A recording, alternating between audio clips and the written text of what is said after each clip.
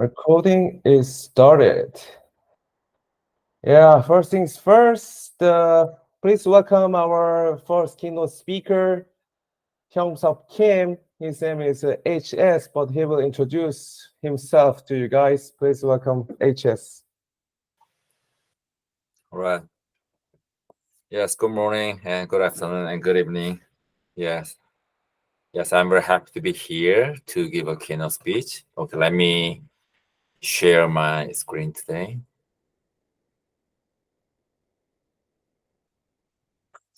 All right. NJ, can you see my screen? Perfect. Yeah, I can see. All right. Yes, I'm Hyung-Sub. And also you can just call me HS shortly. I'm a senator and also representing South Korea at WBAF. And also at the same time, I'm also representing Korea at WBF STI, Science, Technology, and also Innovation Committee. And also mainly I'm working at SAP, which is one of global companies. And also I'm going to talk about it later. So today I'm really happy and also thrilled to be here to give a keynote speech about how to build a meaningful collaborative open innovation ecosystem at World Business Angel Investors Week 2024. So actually my speech is gonna take around 15 minutes. Yes, as I mentioned, just I'm working at SAP, and also SAP is a kind of tech company, big tech, huge big tech company. But actually, my expertise is not about technology, but about also management consulting through also global consulting firm, also experiences like Accenture and EY, and also I'm actively playing a role as also angel investor and also mentor. So yes, I have been giving some speeches about also innovations and also business model innovations, which means making new revenue streams and also ESG and sustainability and so on. But actually today I'm going to focus on also open innovation. All right, okay, let's skip. So okay, if you have a mobile phone now, and then also you can check my QR code, or you can type my English name at also LinkedIn. And then also I'm very positive and also proactive and also LinkedIn. So yes, I'd love to get connected through you. And then also if there is anything for me to help you, and please let me know. And also I'm going to try to follow up and also as much as possible.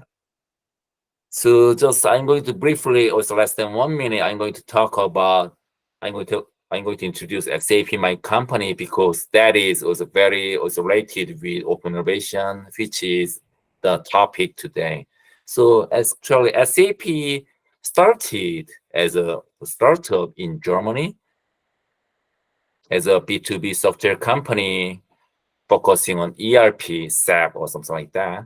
And then that became also unicorn, and also that became also Decacon, and finally SAP became the largest company in Germany in terms of market capitalization.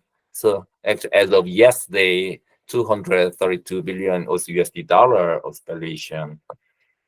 And just I'm not gonna talk everything, but actually almost all global leading companies are our customers. But actually we are really focusing on also innovation all the time. Also we are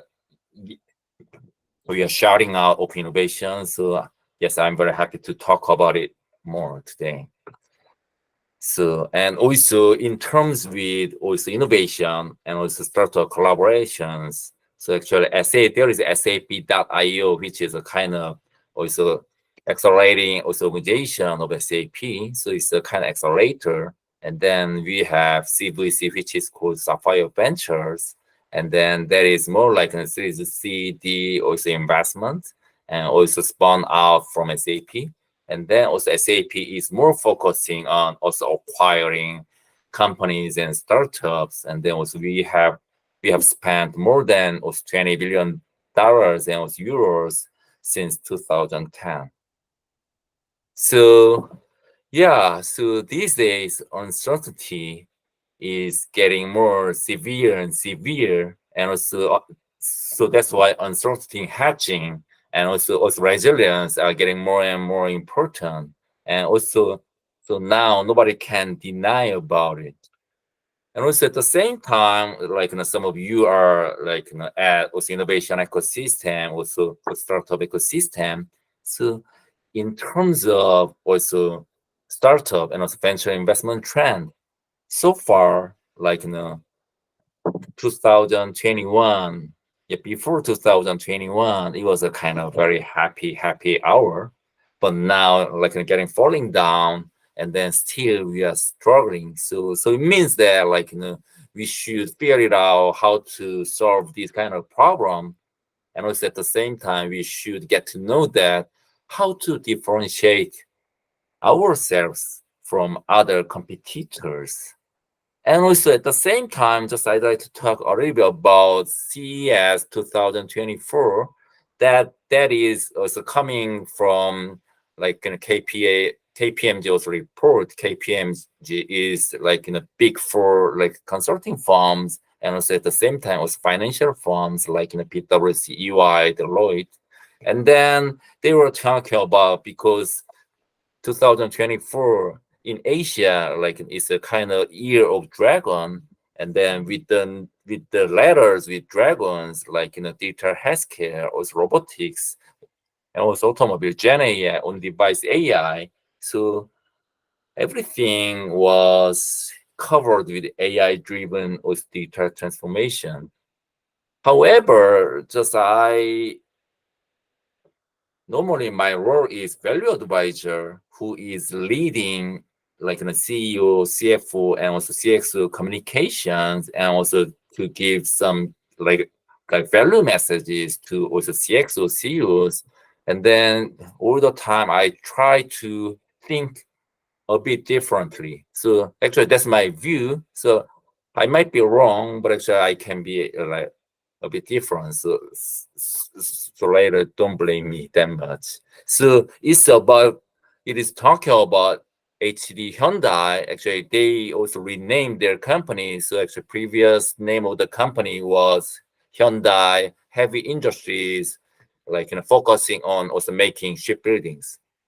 So actually, like 2023 last year, they was like emphasized about ocean.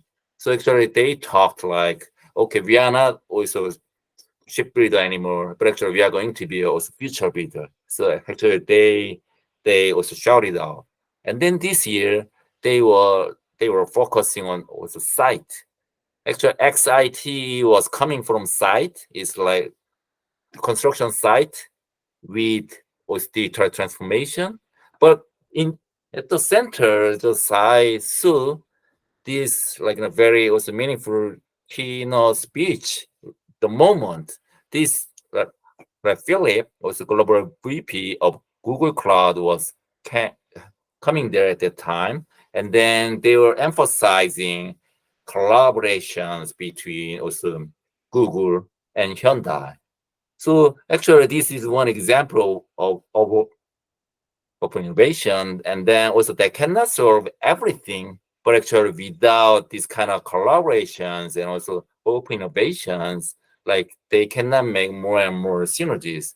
And with other two company cases were also very interesting.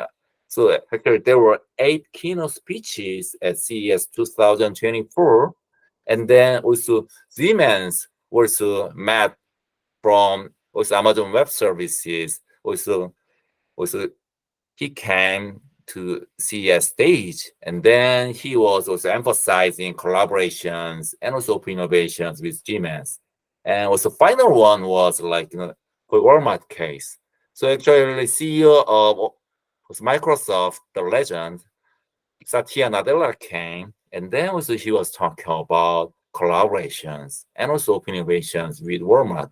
So these days, like there is not there are not so many things for only one company can solve problems and also expand their businesses. So these days, making a very collaborative ecosystem with with both customers and also more like partners.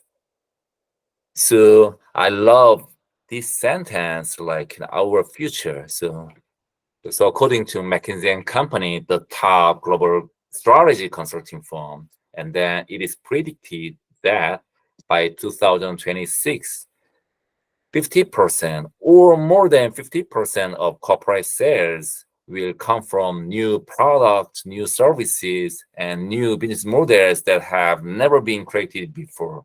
So that's talking about digital transformation and also at the same time business model innovations, which is aiming for making new revenue streams. But more important thing is that how big impact and also values will be created, and then it is all about also innovation. So wow. So what can it make a meaningful open innovation and also how? So my definition is that shortly open innovation, there can be a lot of sentences and also terminologies and also explanations. But actually my words are understanding partners deep dive and finding out common business impact. Actually, all the time we'd like to get some impact and also we'd like to some benefits from customers through sales and also like cost saving from partners and also vendors. But that is my key point slide today. So I think because still I'm also belonging to APAC, also Asia region of SAP. And then also a few years ago at APAC of SAP, I was leading also business model innovation and also at the same time ESG and sustainability innovation. And also other one was open innovation at the time I was leading. And then I got tons of messages and also emails, and then they were talking to me, just I'd like to collaborate with SAP. Yeah, I founded my company also 3 months ago, and then just I'd like to collaborate with SAP. Actually, you don't have to make a big meaning of the company name. Also, it can be Google, Amazon, Microsoft. But actually, I'm not talking about the difference between two companies in terms of also sales volumes and also customer size and so on. But actually between two, actually they can be big three steps. And also the first one is just I was asking. So, okay, let me assume that also your company name is A, and then also your company A wants to collaborate with SAP. And then also you're asking some questions. And then just I ask some more questions to you. So okay, do you know my company SAP? And then he or she should say yes. And then also, do you understand SAP's business models and then products and softwares and services and so on? And then also he or she says, oh yes or no. But actually, let me assume that he or she says yes. And then also, do you understand my company SAP's customers? And then also do you understand also business impact and also synergies of your company and my company? And also if you said yes 4 times, and then also we can move to another conversation. But actually if you say at least one no, and then also we don't have to have a conversation. It's a kind of also waste of time and also resource, because maybe and also definitely also we will not be able to collaborate together now. And then also second phase step can be, also, do you understand pain points of my company SAP's customers? And then do you know which can be critical problems that SAP didn't solve it? Even though SAP is a kind of big, huge giant, actually we cannot solve every problem. And then can you solve? And then what can be your business model? And final one can be and then also, and your thought, you are just considering your companies and also your company's sales and benefits. But actually, if you don't give some answers about also benefit for SAP, like revenue and profitability or branding and so on, and then we should go through these tons of questions. And then also, if you think, okay, the company SAP, Google, Amazon, Samsung, Hyundai, if you have one no, and then also I think it's better for you to find out other collaborating partners. So like Scandit, which is also Switzerland startup, and also it became a unicorn like for a short time.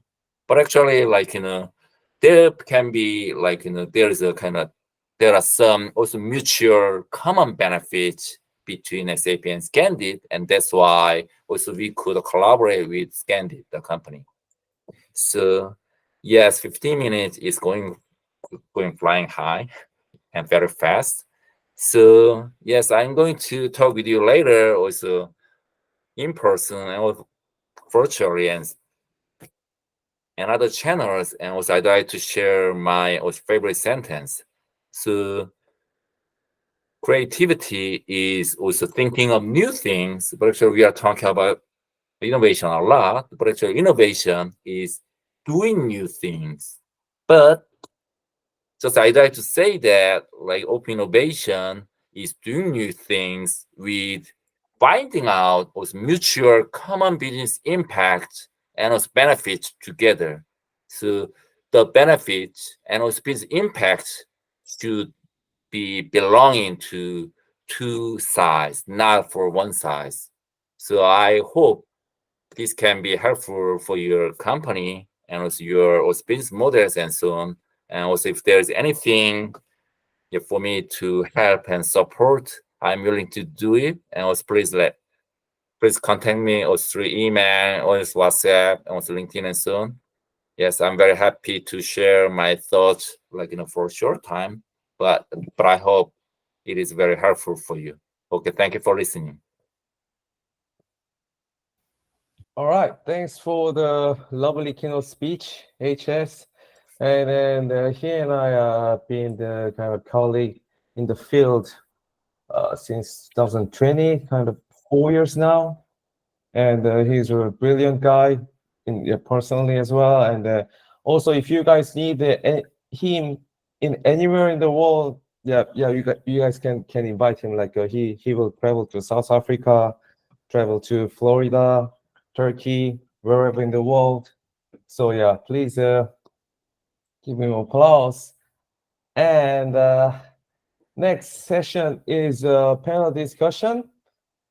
We have Shane and Adam and Thomas for panel discussion, and I will be moderating, and we will talk about like there is any difficulties in terms of age or culture, or age and culture in terms of startup incubating and investment. Please say hello to the people, Shane, Adam, Thomas. Yeah, hi. Nice to meet you. Nice to meet you all, guys. Hello, everyone. Good to see lots of familiar faces and some new ones too. All right, I have 5 questions for you guys. 3 is common for all of you guys, and 1 each. So let's begin with the simple questions, like please introduce yourself, name, where you come from, and experiences in incubating and investment. Let's start with Thomas. So yeah, to those of you who don't know me, my name is Tom King. You can call me Tom. No one really calls me Thomas. I'm sorry. Let's shut this WhatsApp up. Okay. Yeah. So my name's Tom King. I've been Living in Korea for about 3 years now. I've been involved with the innovation ecosystem since about 2015. I started my career in politics. I quickly decided that although it was a very interesting experience, I decided that the real change happens in the business world, and particularly in the innovation space. I think that's been true since 2015, but I'm not sure if that's still true. I think we might be living through like another change in that respect. But I came out to, so I've been a founder whilst I was living in London of a mental health on-demand platform called Mindberry. And then I moved out to South Korea to join a company called Rainmaking, which is a venture studio and startup accelerator. And that was acquired by Bain & Company last year. Was it early this year? No, early this year it was acquired by Bain & Company. So yeah, that's my background. All right, thanks. Shane, please introduce yourself. Okay. Hello. Sorry. Yeah. I'm Shane. I'm in Korea. I'm Sunghyun Kong. I'm an executive secretary of Korea Startup Accelerators and Investor Association. Just so you know, the organization I work for isn't actually the venture capital fund. It's an association. What we are is more of a cooperative group of accelerators and investors. We focus on protecting the rights and interests of our members in the early stage investment field. Our role involves supporting a sustainable growth industry, nurturing and connecting professional talent, and creating an industry where everyone grows together. We also work to promote communication and collaboration among our startup accelerator members company. Right now, we have about 250 member companies or are permitted accelerator license from government. Most of them are early stage investment companies, and some are public startup support organizations. Yeah, in my story, I've got around 15 years of experience in startup planning and venture investment.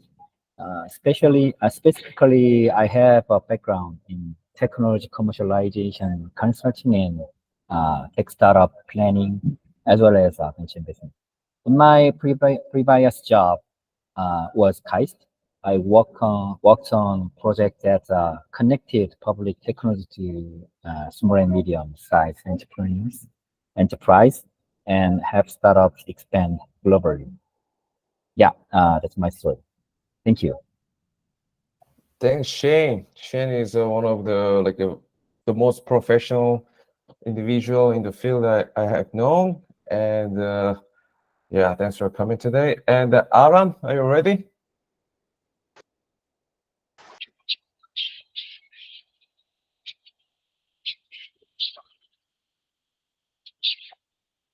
I can hear you.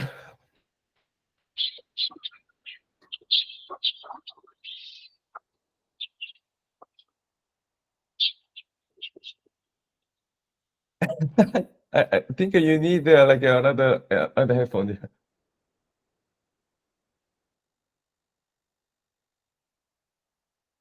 Yeah, let's wait for her just a couple of minutes. We'll be right back, folks.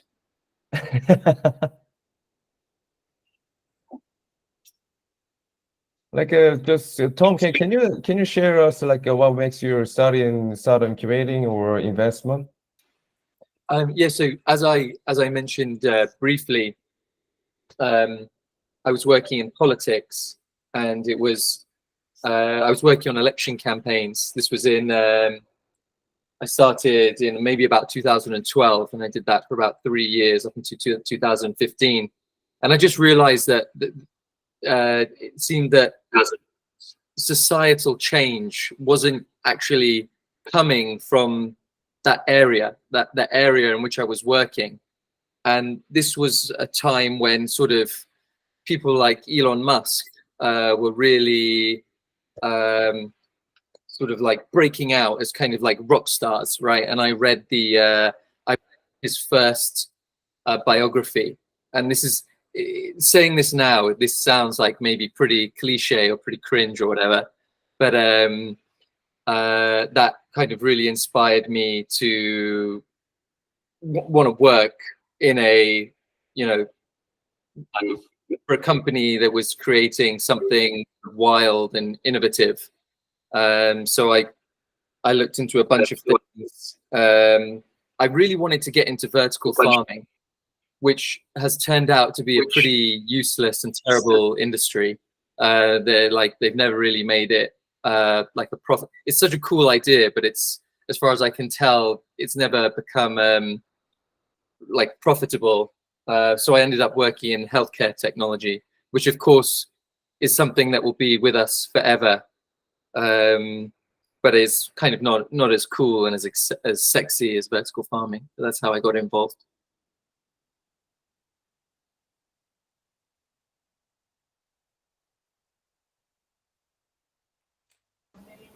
Jay, Jay, you're on mute. Oh, sorry. Yeah. Let's wait around one more, like a couple of minutes more. And okay, Shane, can you tell us like what's the difference? Because since you have met many startup accelerators and startup investors, also entrepreneurs as well, I think you experienced or witnessed kind of differences between younger generations and more experienced generations in terms of incubating or investment. What do you say?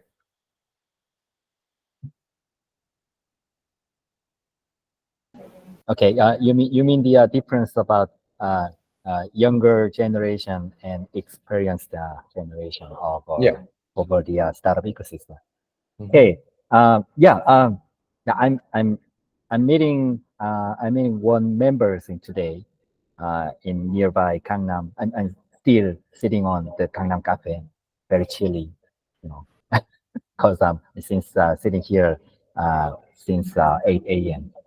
So during I talk about that kind of conversation. During the conversation, yeah, he mentioned something interesting. That if you realize that you don't see any young startup CEOs at the co-working space around Gangnam in these days. No, it's mostly older or more experienced people stepping into the startup scene. So it feels like the generation is changing. He pointed out that there's a noticeable increase in experienced professionals or industry veterans launching tech startups these days. They have domain knowledge and they are bringing it to the table. On the other hand, young entrepreneurs seem to lean toward light projects or light startup items, try to avoid the challenging aspect of startup work. So I'm not sure, but in these days it's a bit interesting that young generation doesn't like to open their startup items into the here startup ecosystem. The South Korea is the only the country in the world that has risen from the ruin of a war to become a leading advanced nation. So we dynamically read the industrial growth in a short period, accumulating many intangible industrial assets. Using these, we have created a new entrepreneur forces and grown into a country leading the world. But currently, we are facing a lot of issues like low growth, low birth rates, and regional decline, leaving our path to glory behind. Intergenerational conflicts. All those social problems has now entered the startup scenes as well. So we expect, that's the problem that many of accelerators and investors said that young entrepreneur doesn't want to being a startup entrepreneurs or startup CEOs. But that's what we have a lot of challenges, or a lot of homeworks for doing something, doing something for the investors, for the accelerators.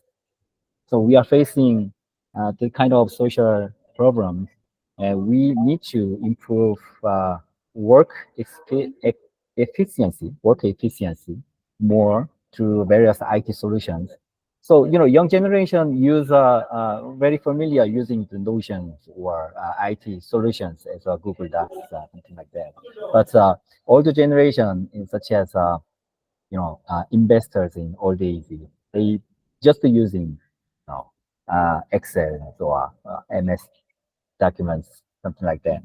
But we need to, more using that kind of IT solutions and proactive culture openness, from the old age, and a culture of inclusiveness from the older generation for better, intergenerational communication. So we have to, try more and more to bring the young entrepreneur into the startup ecosystem. Yeah, that was a wonderful answer, and I totally agree with you, Shane, because not only about like how you see the risk, but in terms of working tools, like as you mentioned, like Notion, but like experienced generations only prefer like Excel or even like a Zoom for like conference calls. Yeah, I totally agree, and I think Aram, you ready now? Hello, can you guys hear me well now? Okay, yeah, let's do it. Please introduce yourself. Sorry. I got the cheap earphones at the airport, so maybe sorry for the late joining. Hi, my name is Aram. My background is I am AICPA, and I worked as one of the Big Four before, and then I changed my career as an angel investor, and then I got into I got involved in VC, one of the VCs in local VCs in Gyeongnam area. So I started my career as an investor in over there, and then now I work with Goyang City. I'm not sure you guys have heard about the city. It's right next to Seoul. It's one of the special cities in Korea. Ilsan, yeah, Kintex is in our city. So as a local investor or the government entity, we are trying to have a direct investment, so we can get the ownership or the share of the startups in Korea, starting in our city, or we can also attract the city, the competent companies to our city, so we can have a direct ownership of the companies, and then we also have tips programs, R&D programs, our city program. So we have pretty much of the incentives to give the startups. So that's what we are trying to do. And what else?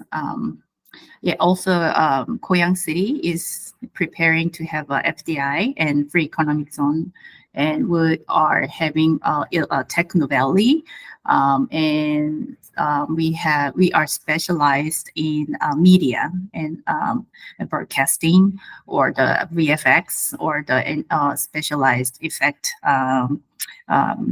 companies. We have a lot of them, so we are trying to select some areas that we are trying to create or the scale up. So we can have hopefully we can have a unicorns starting from our ecosystem. That's one of our goal, and that yeah, that's it. And it's really nice to meet you guys all. And I've been working with some of you guys already, and I get great help from professionals like you guys. So I'm excited to have next year's programs too. Okay, Yeah, thanks that's it. for introduction, Aram. Now I can finally ask you like a question for all of you guys. What is the biggest challenge you guys face during the startup incubation investment process. Yeah, what was the biggest challenge you guys have faced? Let's just start with Shane. Okay, what is the biggest challenge for the startups? Oh, like have you ever like faced? For me, Mhm. okay, yeah. I'm not actually investment field, but I supporting the investment area, and I heard that most of different difficult thing is to get trust from investors and startups. So investment is all about the trust business. Think of this that it's a business that only succeed when we put a value on what essentially a meaningless piece of paper called stock, and then someone adds more value to that paper. That's the success of the business of investment. So now when it comes to accelerators, we usually invest in startup that are very early stage, and evaluating the value of a company at this stage it can be tricky because it's hard to know what standards or what criteria to base the valuation for them. So in other words, our investment isn't about putting money into something with a clear defined value right now. So instead, it's more about taking a leap of faith, investing in the potential for future success. So, and our job or our work in this industry is to make leap of faith pay off by helping turn those expectations into reality to what we call accelerated incubation. So often startups are drawn to investors who are willing to put in a little more money. We spend a lot of time and effort offering various growth advice based on mutual trust. But when it comes time to finalize decided investment, start of something, go with investors who offers a bit more cash, a bit more dollars. Of course, sourcing and investing in a best startup is part of our role and competitiveness in market-driven systems in this field. But I think it's important for startups not to choose an investment houses based on only amount of money offered. When you're picking an accelerator or investors if you are early stage, you should think about how they can help you grow rather than just focusing on size of funds. Can we grow together, or will they guide me well? Or communication is very important things to the startups and investors. So if you want to secure the early stage fund, you need to find more diverse perspective the investors has. So yeah, please don't judge what they invest more money or more penny. Just look for their future collaborations or future perspectives.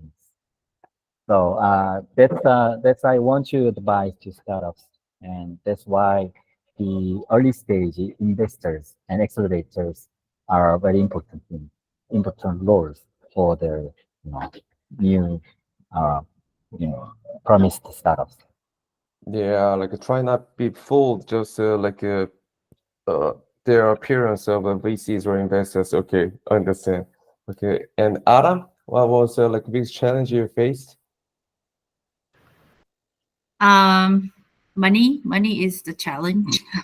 If I had more money, or if I can pull more money, it's gonna be very helpful for a lot of startups to can be more successful in the future.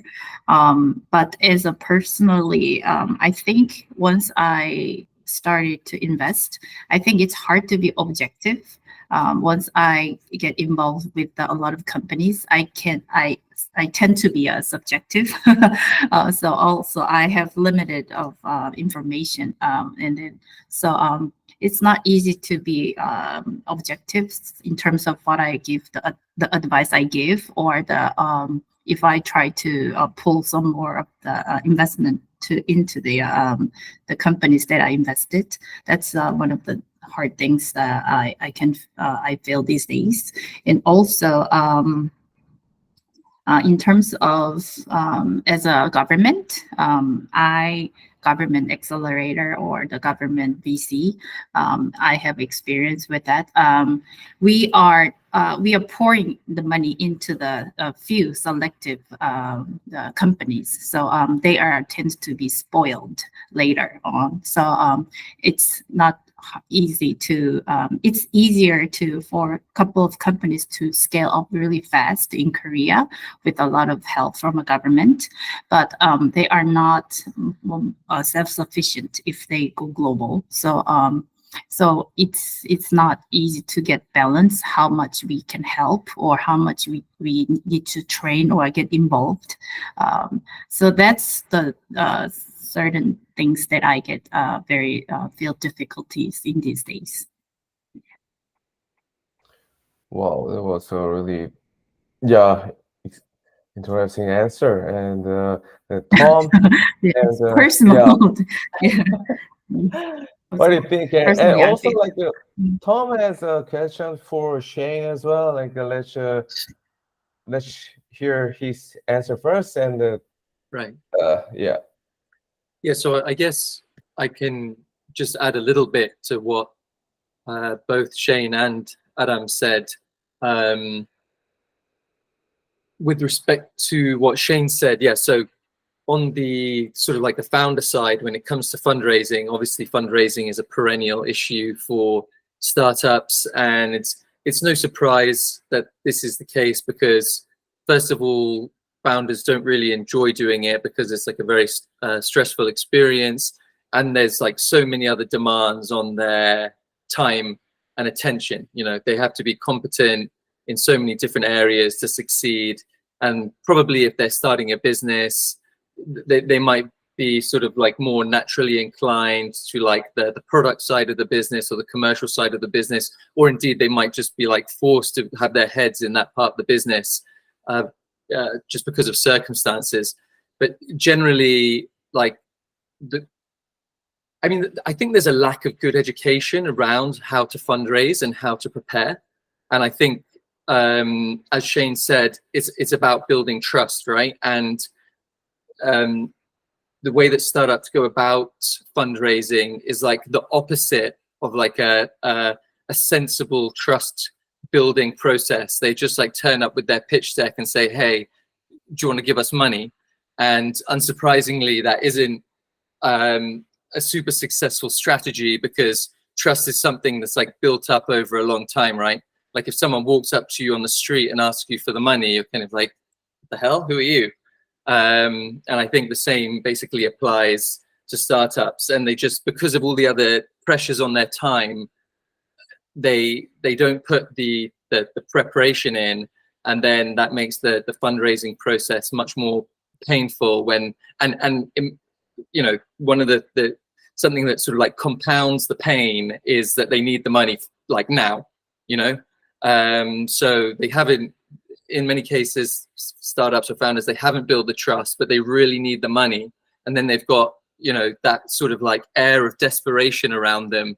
And that's something that, you know, is a very unfortunate signal to be broadcasting, because typically investors don't like that. They want to, you know, their favorite company to invest in is the company that doesn't need the money, right? Like, I don't really need your money, but I'll take it if you really want it. If you really want to give me the money. So yeah, you know, that's just what I wanted to add with respect to what Shane was saying. And then again, also with respect to what you were saying, Adam, about the troubles that Korean startups have going global. I think talent could be like a real issue in this area. You know, I feel like I've encountered a number of founders who are very eager to expand globally, but they don't really have the team around them to do it, and they might not have the capital available to build the team. And even if they do have the capital to build the team, they might not have built a global team before. So there's like lots of opportunity for them to misallocate that investment, right? And basically build infrastructure for expansion that doesn't yield the ROI that they're looking for. And you know, and I think it's because of some of the best talent gets sucked out of Korea by other markets. You know, the big one would obviously be the US, right? People want to go to the US and earn the big bucks, and who can blame them? And one thing I was wondering, I've been thinking about lately is about fractional executives and whether or not, because that isn't something that I've seen a lot of in Korea in terms of like talk about it, as in, you know, appointing some like very, you know, they're not advisors, they're people who do real work, but they're senior business executives with very extensive experience in their, you know, whatever their domain is, whether it be marketing, finance, or like on the commercial side, you know, and trying to leverage that as a way of like increasing the speed with which Korean startups can benefit from really experienced talent without sort of having to just grow it domestically, where I think there's potentially a bit of a shortfall in terms of like there's more talent needed basically to make this happen. Okay, there was a really good answer, and on adding on as well. And since we have spent like 30 minutes on our own panel discussion, like three sessions are waiting for us, and like to skip it to the keynote speech session. And sorry for Aram and Tom, Shane. I will ask you guys like when we have time later. And yeah, now we have Derek Kim for the second keynote speech. It was supposed to be the first one, but his schedule is so hectic. So please welcome Derek Kim. Floor is yours. Hello, can you hear me? Okay. Good afternoon, ladies and gentlemen, and my colleagues. My name is Derek Kim, and I'm a senator at the World Business Angel Investment Forum.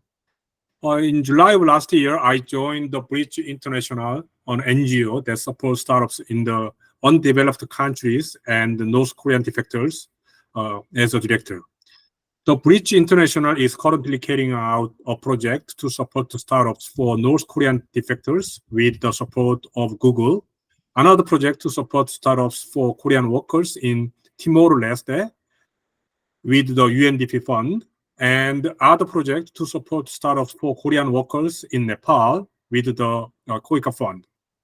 At the same time, I am working as a PM for a project to strengthen the entrepreneurship capabilities of Bangladesh youth, which is a part of the KOICA ODA project. Based on my experience and the recently published Startup Ecosystem Report, I present the direction of development of the Asian startup ecosystem. On June 10, last week, Startup Genome, one of the world's two largest startup ranking index, announced the Global Startup Ecosystem Report 2023. Of course, Startup Genome's report focuses on the KPIs rather than ecosystem metabolism, and has the weakness of evaluating each item out of 10, but it is still a good resources for comparing the global startup ecosystem. The report selected the top 30 startup cities in the world and the 10 runners-up cities. And Asia included 8 cities in the top 30 and 2 cities in runners-up, according to for total of 25%.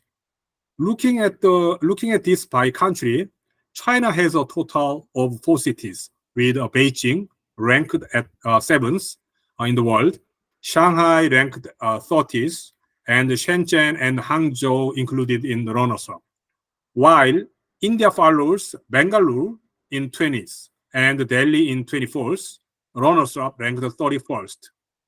Included 3 cities including Mumbai, which was a remarkable achievement. The GSER 2020 result focused on the decline of China's dominance and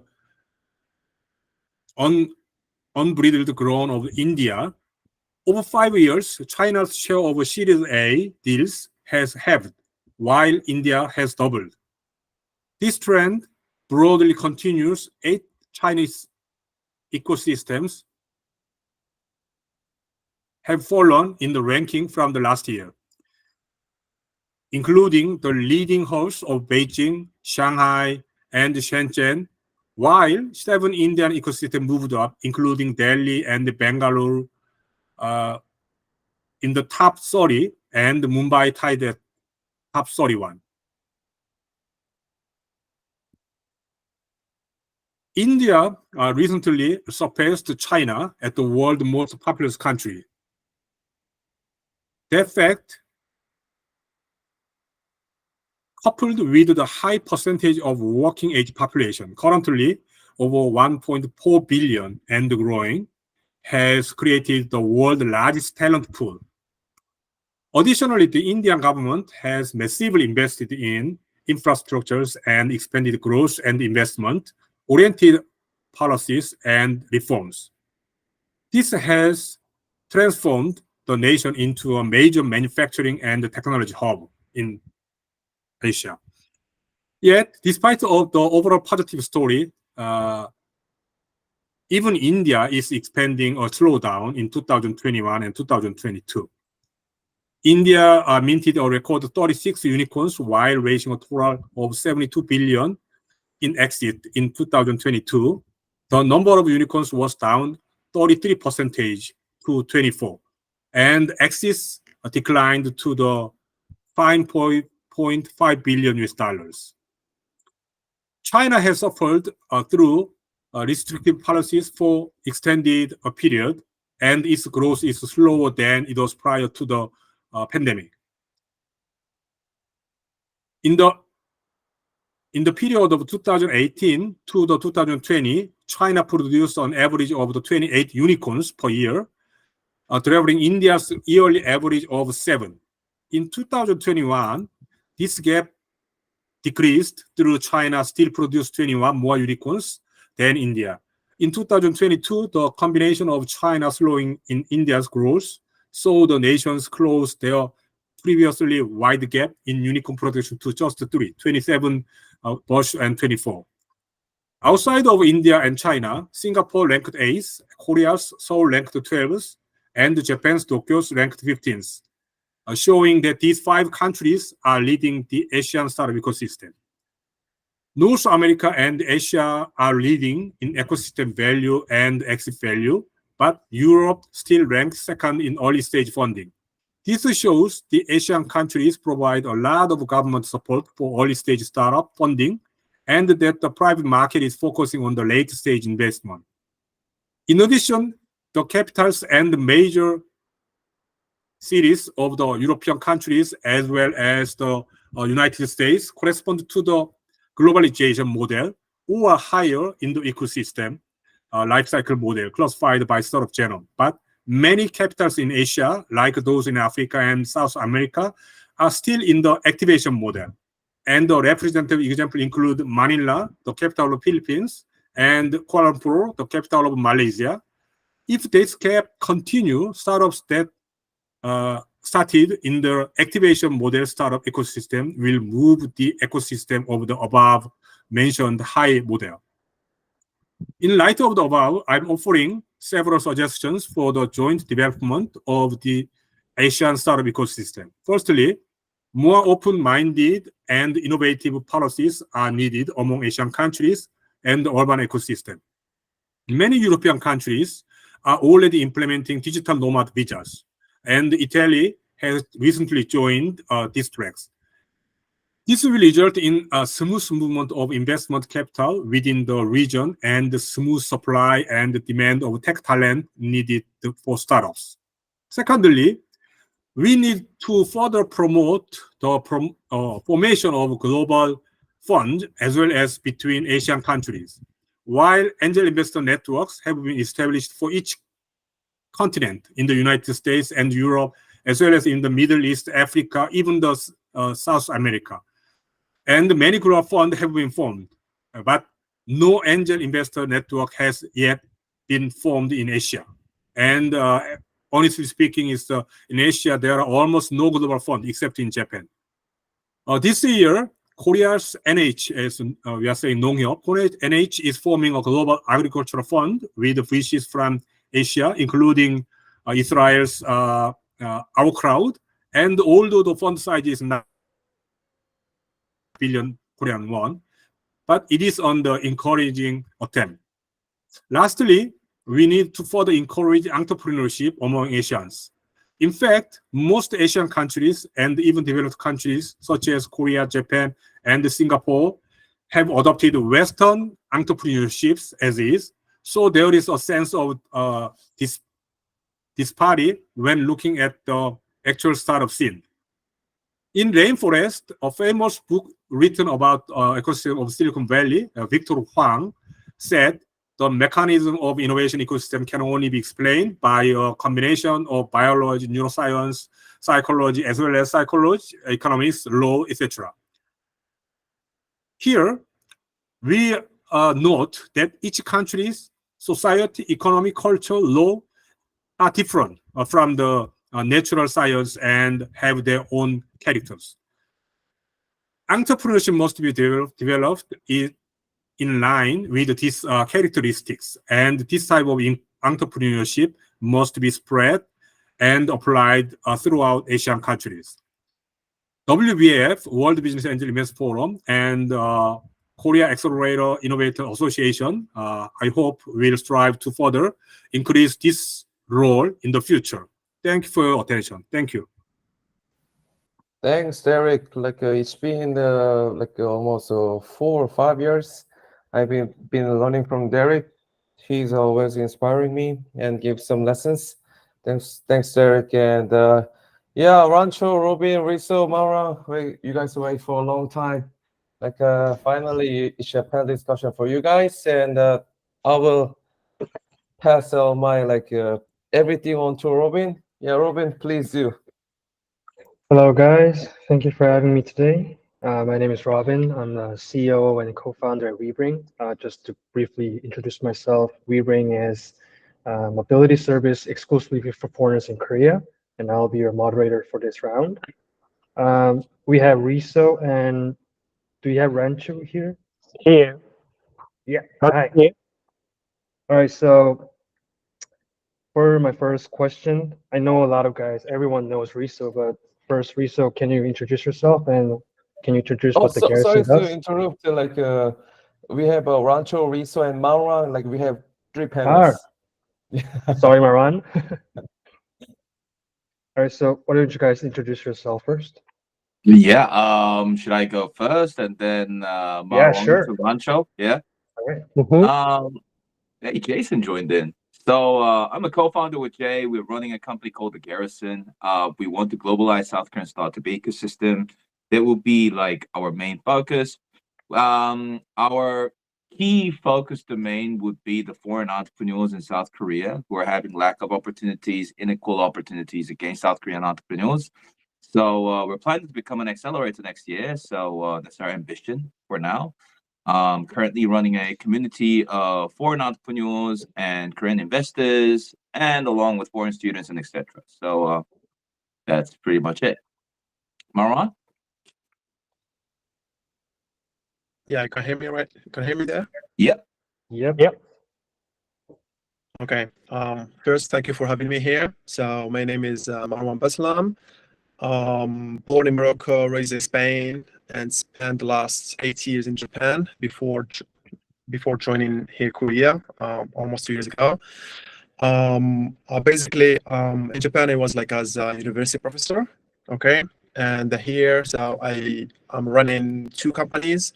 So the first one, it's called GrowSmarts, which is operated into ecosystem. The first one is agri-food tech, which is involved in the biosimulant tech and the bioproducts. At the same time, we are focusing also on the human health, where we focus in the human microbiome therapeutics, where we are more into the therapeutics of microbiome, of the gut-brain axis as novel strategies for treatment of mental health. This is the first company. The second one, it's focused on the vertical and smart farming. Okay, so both of them. So in the Grow Smart, I'm the founder and the CEO. The second one, I'm the CSO, so the Chief Strategic Officer. Both of them are based in Asan and Istanbul, respectively. So thank you for having me. All right, thank you. Next up, Rancho, can you introduce yourself? Yeah, can you guys hear me? Yes, we can. Yeah. My name is Rancho Lee. I'm from South Korea, and I'm working for the general partner for the Simsan Ventures. And the Simsan Ventures is a London-based early-stage venture capital fund. But the thing is, we are investing in Europe and Korea and the India market, and we are more interested in the Asia region because for the next 5 to 10 years, we think Asia market would be growing more and has more growing potential. So we're trying to focus more on the Asia region. Right now, we are focusing on the Korea and India, but we are trying to expand our investment area into the whole APEC region. And right now, we also have a Simsan Ventures Korea. Simsan Ventures Korea has been incorporated this year, and I'm trying to register it as a official accelerator in South Korea. So difference between Simsan Ventures UK and the Simsan Ventures Korea is like UK is a pure global venture capital fund, and the Simsan Korea is more like a global accelerator, because in Korea, as you guys know, like the whole ecosystem concept is becoming like going global and the global coming Korea, this kind of thing. So realize that Simsan Ventures Korea going to do the global acceleration or investing into the global startup or bringing global startup into Korea, this kind of thing. Yeah, that will be the pretty much of the Simsan Ventures. I really interested in about the, let's say, building a global startup ecosystem. So I want to focus more on the investment side, but I also interested in building ecosystem and acceleration and everything. All right, thank you. So our round topic is about global team and understanding different cultures. So as we finished, the last speaker was Rancho. I actually did a little research about Simsan Ventures, and I found interesting thing about on the interview that you mentioned a lot of the foreign companies are interested in Korean market, and you feel that a lot of the Korean companies are doing great, but they're undervalued still. So can you add on to that and share a bit about yourself? So about the first point about the global startup want to come into Korea market is kind of be, especially B2B deep tech startup, they really want to come to Korean market. The main reason, I mean, when you think about the Asia region, there's not many country which has a, let's say, a bigger population and good IT infrastructure and good capital market and this all kind of thing. So from the perspective of the global startup, if they want to target the Asia market, South Korea could be a good option. Another reason is in South Korea, there are a lot of many different large corporations like Samsung, Hyundai, LG, this kind of thing. So for startup, it could be a potential POC project or potential their client, this kind of thing. Because of this reason, more and more European startup want to come to Korean market. Actually, back in history, they prefer coming to Japanese market, but recently, more and more startup want to come to Korea. It's very interesting. And the main reason is, I mean, the Japanese market is huge and good, but the more conservative, English speaking is not good, and the IT infrastructure is not good. Because of this kind of problem, they want to come to Korea. And of course, many startups coming to India, Japan as well. But recently, they want to come to Korea as well. So, and to the second point, like Korea startup coming into global market, is kind of thing. Just in my opinion, people who undermine the potential of the Korean startup is usually Korean people. Just in my opinion, because when I introduced a Korean startup to my partner in UK, they always telling me that Korea startups technology is really good. This startup technology is really good, and if you see the global technology index, South Korea is always number 1 or number 2 for the last 10 years or something.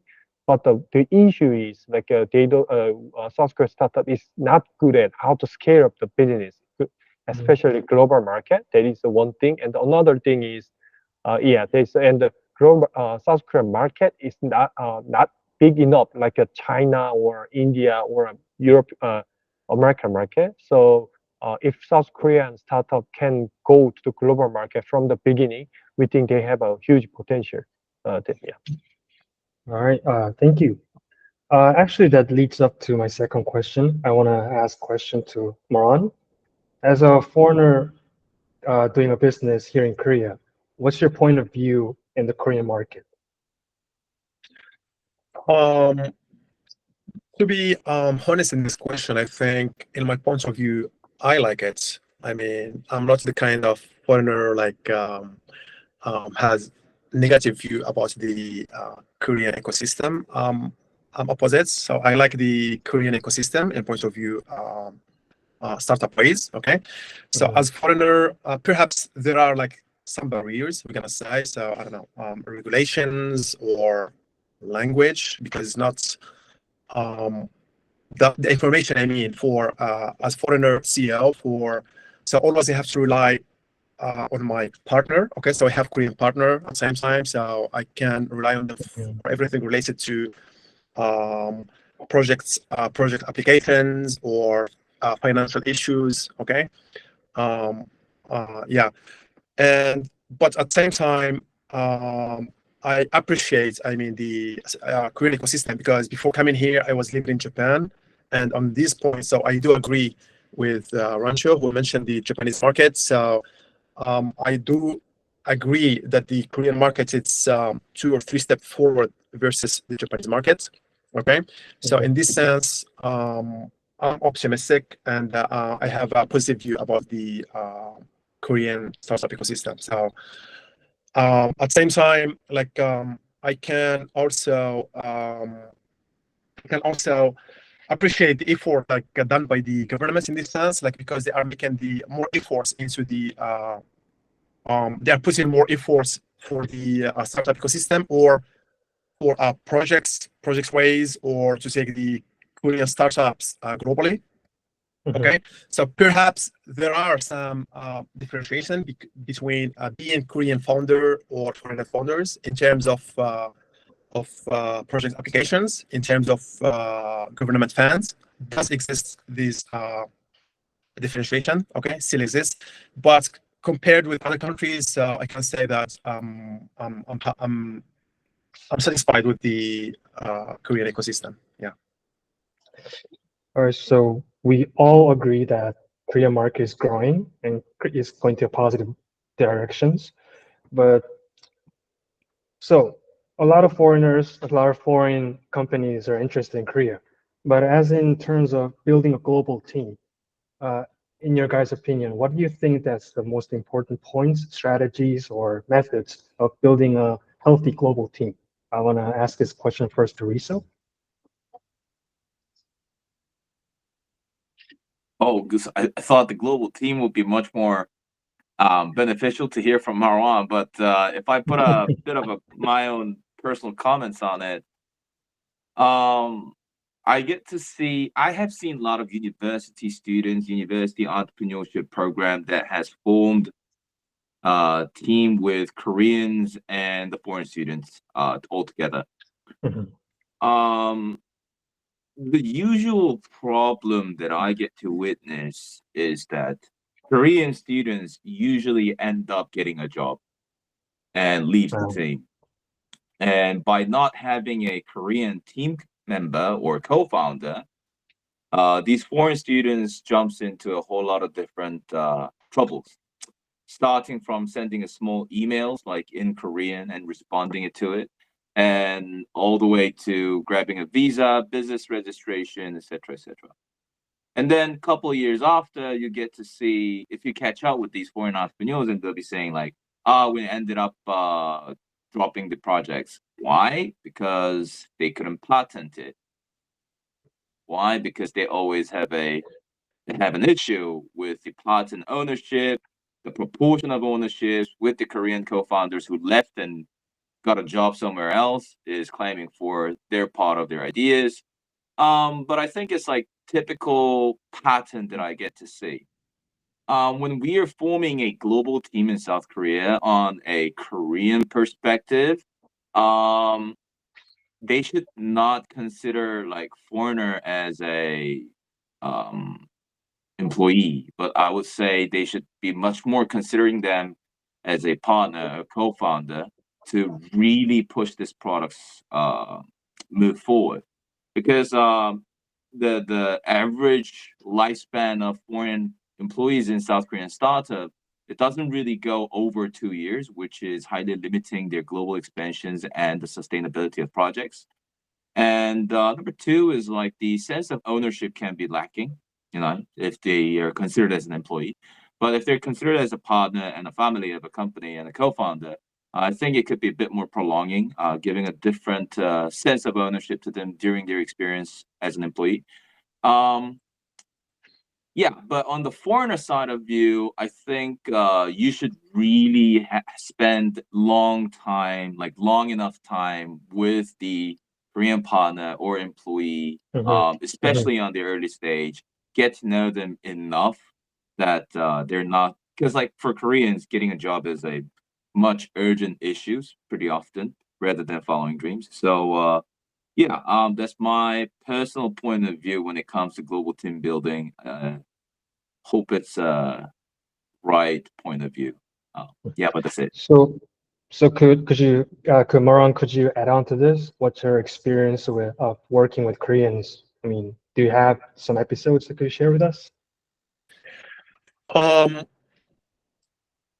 mean, in my case, perhaps building both companies like with I'm gonna say same-minded Korean people. Okay, so perhaps a little bit different what Riso just said, which I do agree with his point of view. In my case, I'm gonna say I'm partnering with other business Korean guys. Okay, so are not students, so they are more focused on the business. So in this point of view, so we don't have this problem of perhaps they're gonna get job later on or just skip the initial project, but they're already focused to build this project. Okay, so in this sense, I mean, working with Korean, it is beneficial. I mean, it's a symbiosis because from my point of view, so my take on this, because we are building K products, okay, K products, which are targeting both the Korean markets and the overseas markets, okay? So we are kind of like splitting the work. So the Korean team, I'm gonna say, they are more focused on the Korean markets, even though it's small, okay? So for us, it's still kind of test bed, okay? It's very small markets. This is, we cannot deny. And the foreigner, I'm gonna say, I don't know, like foreigner, like just in terms of nationality, because the one foreigner can feel Korean as well. So we are more focused on the overseas markets. Okay, so in this case, like for the market expansions and stuff. So in my case, with my partner in the second company, so we are more into symbiosis relationship. So both of us, we have a kind of beneficial and common goal, which at the end is just to make the company grow. So we don't have any issues related with the language or culture, or so I don't feel that. And same it happened with my Korean partner in this, or Korean team, I'm gonna say. So we don't have that because we are just focusing on build good products in order to conquer the Korean markets and overseas markets. Yeah. So perhaps in this one, so just depend. Maybe we are working with, but from my point of view, so I have absolutely no issues with my Korean teams. Yeah. So what about you, Rancho? Have you heard any stories about international members having a hard time working with Koreans? Actually, I have my female Indian member, Indian friend working in South Korea.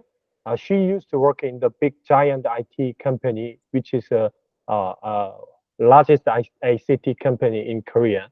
And she was one of the biggest trouble that she was experiencing is when South Korea people are together, they try to speak Korean, even if they're a foreigner in the group, which is not which is considered to be rude in the global market. But Very true. as you know, but the funny thing is between this is a cultural kind of thing between South Korean people speaking English to South Korean people could be a bit weird, and it can be considered kind of rude as well. So I think this kind of cultural barrier should be fixed. So I think everyone should know that even between Korean people, if we are talking together with the international people, we need to speak English. This is a common sense in the global market, but this is not a common sense in Korean market. So this kind of minor thing is very tricky because if we think about it from the perspective of the international people, they feel left out or this kind of thing, which is not good. And that's why she actually my friend quit the job and she moved into the startup, which has other international people kind of thing. Yeah. So adding on to that, what's your advice for Koreans? They wish to go global, whether they make their team of all of Korean teams or they want to invite international members. What's your advice for them to go global? Of course, I prefer if they have international people in the team, that will be much better because anyway, when you go into the global market, you are not doing business with the Korean people, people from other country, which means you need to engage with the different background, this kind of thing. And if let's say they want to do the global business, but they only want to hire the Korean people, in that case, that founder or company is not ready to embrace the diversity, cultural diversity, which means they are not going to be that much successful in the global market, let's say. So I mean not only for the perspective of the sales, but also operation side. If you have at least a few international member in your team, it will be much better for everything, I guess. I see. So Maran, how about advice for foreigners who wish to come into Korea for business? You have experience before, so why don't you share your point of view of helping other foreign members?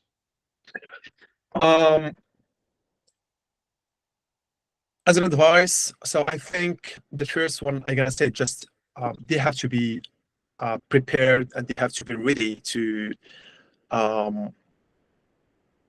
make the business. I mean, in my case, so I was working in what I'm doing right now for last 15 years. Okay, so I came with my background. So I was working in the biotech. My background is biotech engineering. I started biotech engineering. I teach and still teach in biotech engineering and building company in biotech engineering. Okay, so in this sense, so I think any foreigner, in my point of view, in Korean markets or any Korean markets, I think they have to be ready and they have clear idea what they want to do. So I'm not convinced. Like there are many foreigners, and we are in the group of some SNS groups or even the groups of run by Jay and Risa. So they came to Korea and they don't have any clear ideas what they're gonna do. So that's one, in my point of view, it's a huge mistake. I mean, you are coming to Korea and you don't have clear idea what kind of business you are doing. So I think better to not come to Korea. This is my point of view. Okay, coming Korea or any other country. So if you are coming to Korea to make the business, at least you have to have the clear idea, the clear concept, what you want to do here in Korea or in other country. So this is the first advice, is just to have the knowledge, the capacity and competence to build the business, okay, which you think, and later on it may work or it may not, okay? So that's one, depend on the niche in the market, right? But at least, the founder in this sense, the founder who are thinking to came to Korea, they have to came with at least kind of background, right? So, and the second one, in my point of view, is they have to respect the Korean culture. Okay, as foreigner coming Korea, it's Korean country, it's Korea culture, and they have to respect this culture and try to adapt themselves to this country, because this is Korea. They cannot change Korean culture. Okay. So other thing is making the business. You want to make it for yourself. You want to make it, for example, how to say, vertical instead of horizontal, as the majority of Korean companies. It could be okay. That's why it's depend on you. But at least beside that, I think instead of whinging about small things not related to the business, just focus on the business, respect the Korean culture, and get immersed into the Korean culture. I think this is also a way to get into the Korean tissue in order to grow your business. Yeah. So perhaps this is my 2 advices to any foreigner thinking to build a business here in Korea. Yeah. So, Risa, these 2 points that 2 to 3 points that Moran pointed out, as a leader of foreign entrepreneur community, do you see these happening, received well among the foreign entrepreneurs? Oh yeah, I think I totally agree. Over 99%, I really do agree. The thing is, by the nature of my job, I just have to meet a lot of different cases, a lot of different entrepreneurs. And for foreigners, when they're coming into Korea, especially European entrepreneurs, what I really want to tell them is that especially in the Asian market, your product is not being sold because it's valuable, right? So like, yes, your product can be very valuable. It could be superiors among all the different competitors in the market, but still may not be selling in Korean market, in Asian market. Because like many times the case, I think it's the same way me and Jay cracked our business in South Korean ecosystem as well. I think there are 3 ways to sell the product in Korea. Is that you provide value, or you build relationship, or you just market it super well. I think over 50% of the well-selling products in Korea is well marketed, and another 30% will be just roughly catching. It will be based on relationship. Another 20% will be coming from the values. So, like, I mean, for instance, there is a that fan that you can hand it around, like very portable. You can just charge it and use it and hold it around. Imagine you're buying the fans, right? You don't really buy it for value, or you don't really buy it from a distinct difference in values. It's mostly coming from marketing, or from like your friend is selling it, or somebody bought it for you. So it usually comes from the relationship. So I think that's the big gap that people are feeling between the Asian business culture and abroad. And especially when it comes to building the relationship, as Marwan mentioned, respect the local culture. That could be something difficult as well. But yeah, I mean, respecting somebody else's culture is just matter of an effort. Is not really about an intelligence. So yeah, this will be my comments on it. Yeah. So we have about 5 minutes left, and we overlooked the global side and the Korean side. And this is probably, it might be my personal question to Rancho. So there could be a business that targets foreigners in Korea. It's not technically going global or foreign company coming into Korea, but as a Korean company who targets foreigners like ourselves, what could be your advice as a VC point of view? Sorry. Can you explain the question a little bit again? Sorry. So the Korean company who targets their products to foreigners who stays or yeah. live or come to Korea, there are a lot of business that are growing. So what's your point of view as a VC towards those companies? Actually, I personally, I'm really interested in startup targeting the global audience, client. Let's say, because as a VC, we prefer, or I personally prefer, startup targeting the market which is growing in the future. And as you know, in Korea, foreigner coming to Korea, and their population will increase a lot. It could be my just expectation, but it will increase a lot, which means it has huge market potential. So I really prefer those kind of the startup, but when you think about it, but some of them is too trying to solve the too small issue, which mean I mean although they are targeting the foreign international people, they are just trying to solve the too small technical issue, which mean it's not the business, it's more like just a feature of some technology or some business model, which is not good business model from the perspective of the VC. So when you think about it, you need to try to make a business model, not a technology. For the international people, that will be my just opinion. All right, thank you. We have 3 minutes left. Anyone have questions for the 3 speakers? Show of hands. All right, I think that's it for us. So perhaps just today. to add on these last questions, perhaps I think in my point of view, when you target like as any Korean company targeting foreigner here in Korea, perhaps you have 2 pools of foreigners, I'm gonna say. So the Asian foreigners, okay, which are coming maybe from the Southeast Asian, which also represents Korea's majority, but still like the language they are speaking perhaps is still Korean, maybe more than other language. And later on you have the second pool of foreigners, which involve like Europe, American, I mean Canada, US, and Australia, okay, which basically like they have English as the dominant language, right? So if you are building these products, so I think it is important to consider these both pools, in my point of view. So just if you take the example of Korean companies targeting foreigners, so the example of WeBring, for instance, or Connect, both I mean we know both founders we have in the group of Risa and Jay. So which in my opinion they are doing a great job, but you have 2. So I think if you are targeting the European, American, Australian, I think it's very important to make it language friendly in this case, okay? So because the majority of these guys of we are gonna say, so it's just easy if you build this app or the web page in English. I think I'm pretty sure you're gonna catch more foreigners and perhaps in an easy way. In my point of view as foreigner businessman here in Korea.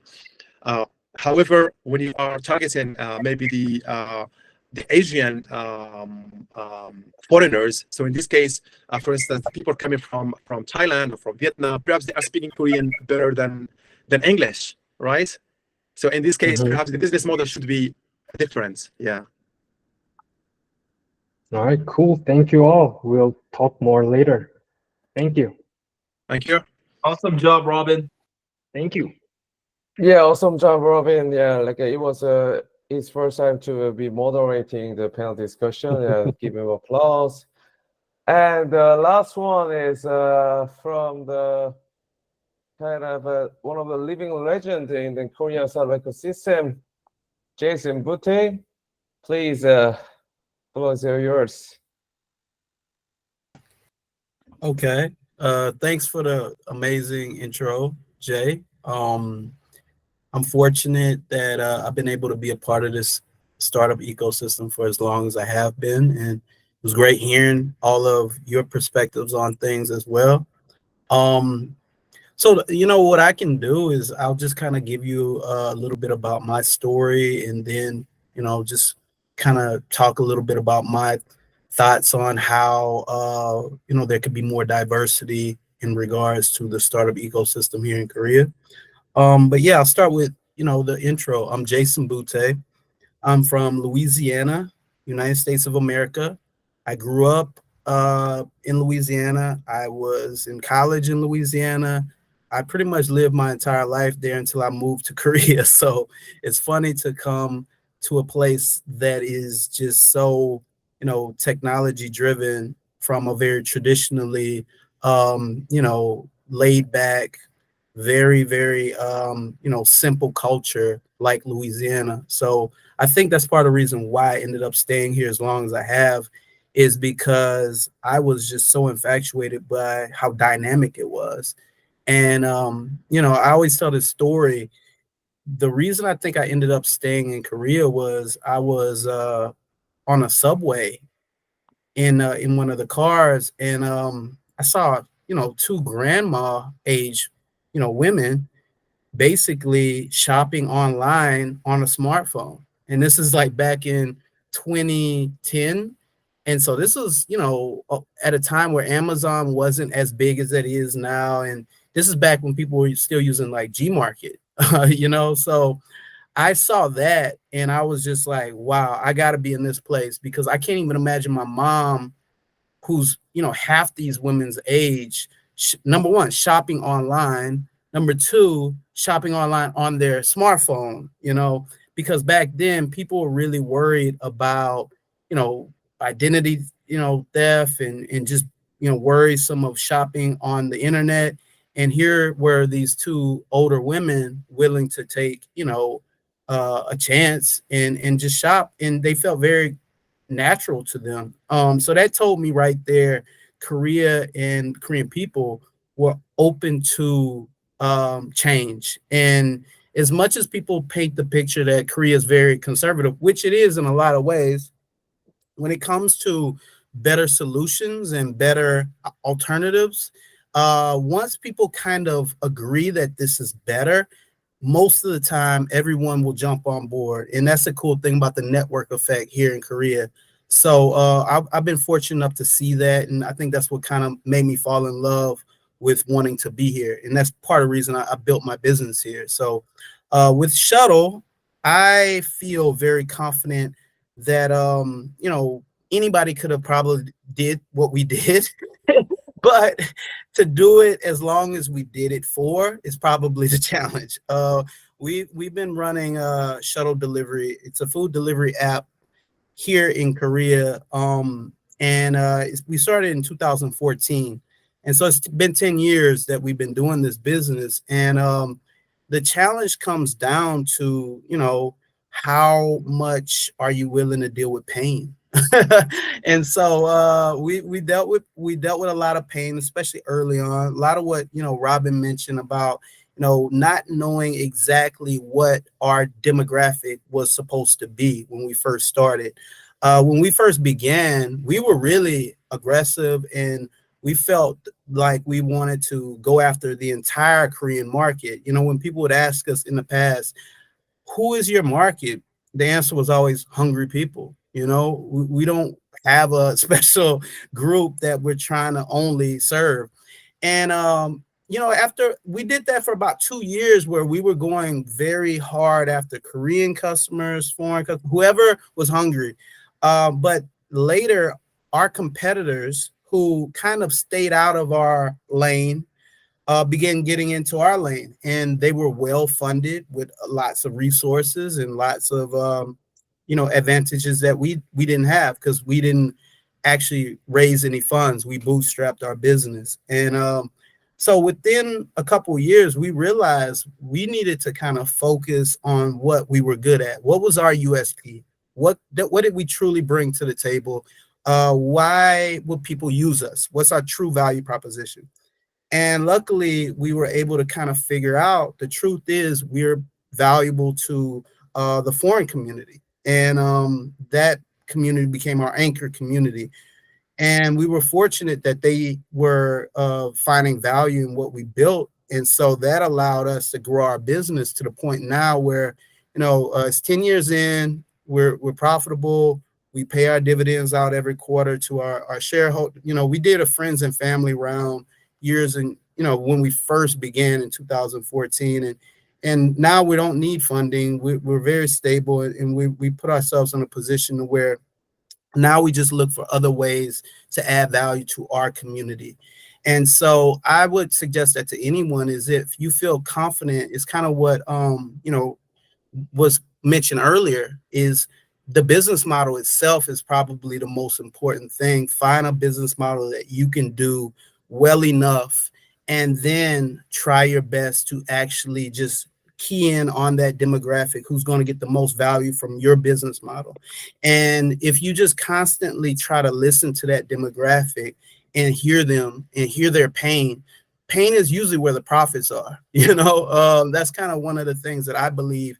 If you can find someone's pain and you find a way to monetize that pain, that's kind of where it, it worked for us. So, I'm a big proponent that I think, again, I've said this to probably Riso and Jay and some of the other guys in the past, that I believe what, a lot of people here in Korea can do is, stuff that just truly adds value to people's lives. And again, you don't have to think, oh, I'm a foreigner, I only have to go after foreigners, or, oh, I have to go after Koreans because this is Korea. It's 50 million Koreans here. I have to do that, or I have to go after global. Think about a problem that you think actually deserves to be solved, and think, will people pay you to solve that? And sometimes it's simple stuff, I've said this about 100 times, that people can, do stuff that doesn't seem so technical, but can provide jobs, opportunities, profits. A lot of things can come from very simple premises that people need. I always kind of do my best to help guide anyone who asks me.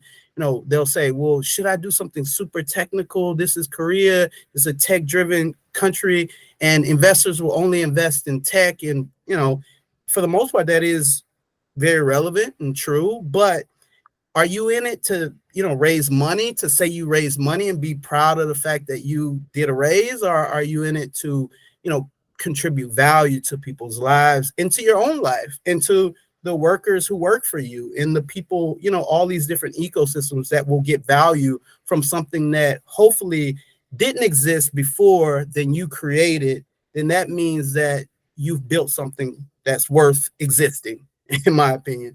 And so, I've said this, that I wish, and I hope Korea can kind of have more diversity and spectrum when it comes to the type of businesses here. Actually, not everyone, again, Maron, his business is biotech, and that's such a cool and interesting and valuable type of business that should exist.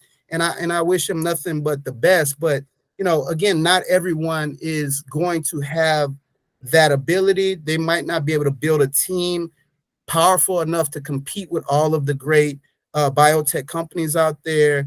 And maybe they can, start with something smaller. Maybe it's a dry cleaner. Maybe they have a dry cleaner that uses some specialty technology, or some, consumer-driven approach that might be super low tech, but has scalability in the sense that they know how to create USP that will actually engage their customer base and have a huge impact in the local environment.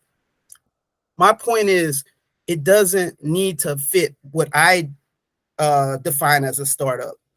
Startups are basically anything and everything out there that was white space that didn't exist before, and you're filling it in to say, oh, I'm putting my own, approach to it. And I think that that's the beauty of startups, honestly. And that's what I hope I see more of here in Korea, is a spectrum of different types of startups that are not only deep tech or AI or whatever people think they're going to get, investment from the big VCs for. I think I use America as an example because that's what I grew up to watch. And I think the part of the reason why I fell in love with being an immigrant myself is I moved to Korea to be an immigrant because I truly believe in the immigrant story. I love it. It's something beautiful about being an immigrant, going to another country, working hard, and building something that wasn't there already. And when I think about America, the immigrants, that go to America, they build a variety of different things.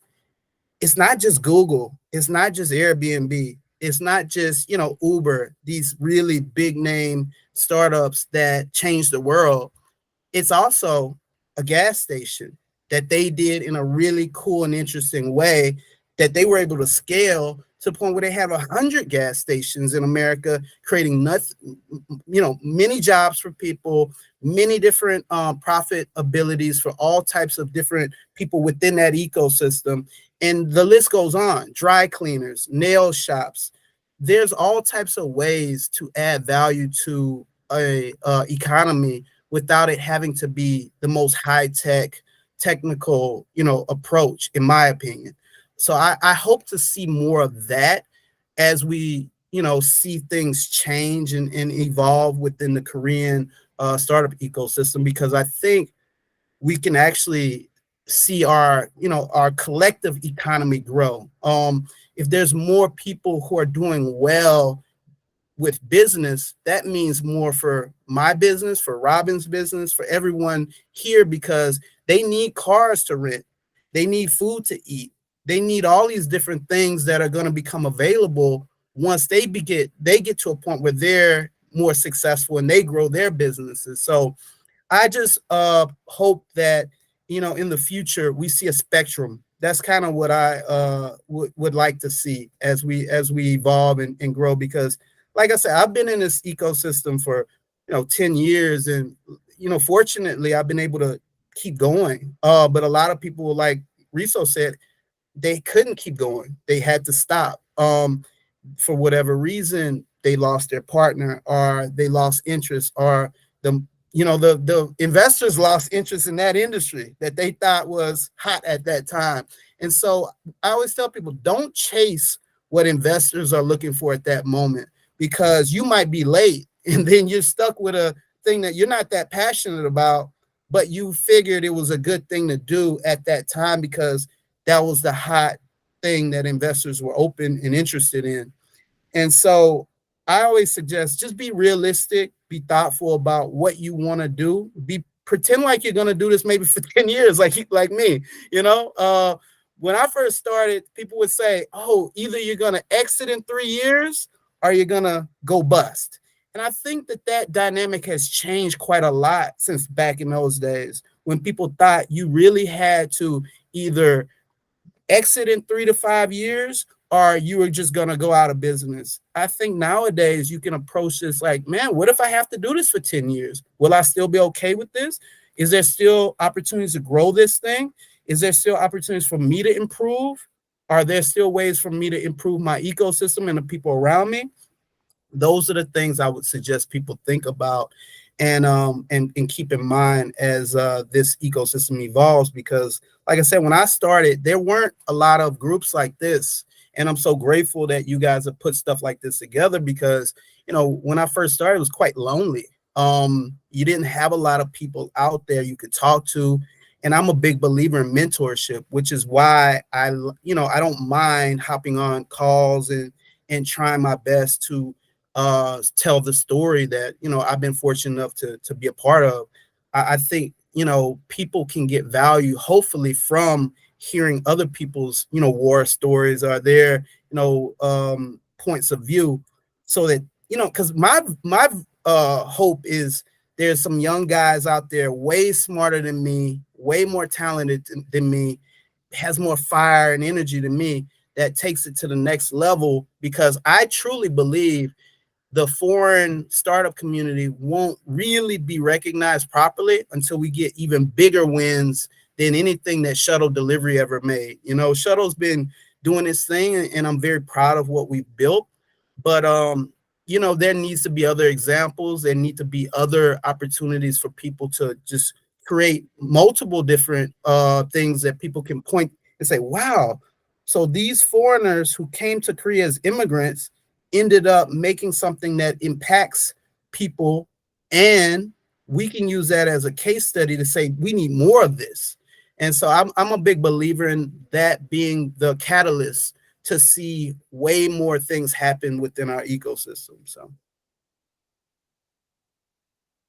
All right, it was like watching a motivation video on YouTube. Like, did you breathe? It's like 16 minutes, like no breathing.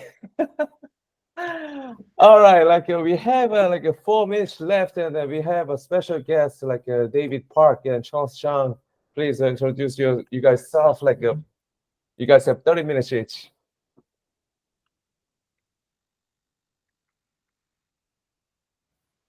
David, Charles, now ready to talk?